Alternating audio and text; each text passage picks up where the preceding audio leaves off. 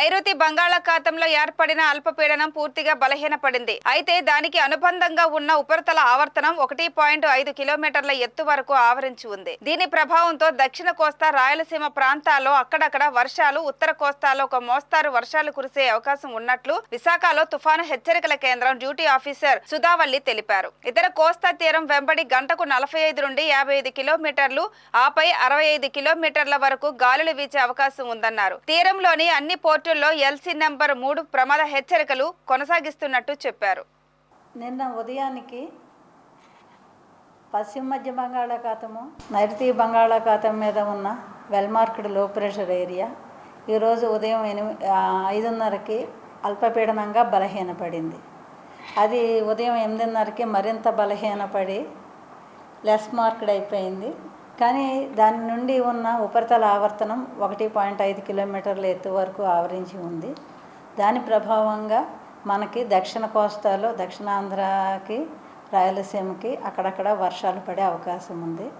ఉత్తరాంధ్ర కోస్తాకి 1-2 చోట్ల జల్లులు, తేలికపాటి జల్లులు లేదా ఒక మోస్తరు జల్లులు పడే అవకాశం ఉంది.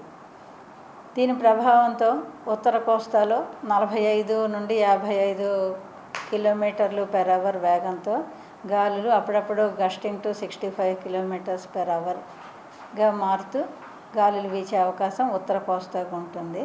దక్షిణ కోస్తాకి స్క్వాలీ వెదర్ 35 నుండి 45 కిలోమీటర్ల వేగం, మధ్య మధ్యలో 55 కిలోమీటర్ల వేగం వరకు గాలులు వీచే అవకాశం ఉంది. అందువలన ఈరోజు కూడా తూర్పు తీరానికి, మన ఆంధ్ర తీరంలో ఉన్న కళింగపట్నం, మచిలీపట్నం, విశాఖపట్నం, ఓడరేవు ఈ మొదలగు పోర్టులు, కృష్ణపట్నం, నిజాంపట్నం పోర్టులు మిగతా పోర్టులు కూడా LC3 కంటిన్యూ చేస్తున్నారు. పోర్ట్ వార్నింగ్ LC3ని ఇంకా కొనసాగిస్తున్నారు. గాలులు వేగంగా ఉండడం వలన మత్స్యకారులకి సముద్రంలోకి ఈరోజు కూడా వేటకు వెళ్ళొద్దని హెచ్చరించడం అయినది. నెల్లూరు జిల్లాలో ఈరోజు భారీ వర్షం పడే అవకాశం ఉంది. అందువలన రైతులు అప్రమత్తంగా ఉండి తగు జాగ్రత్తలు తీసుకోవాలని సూచించడం అయినది.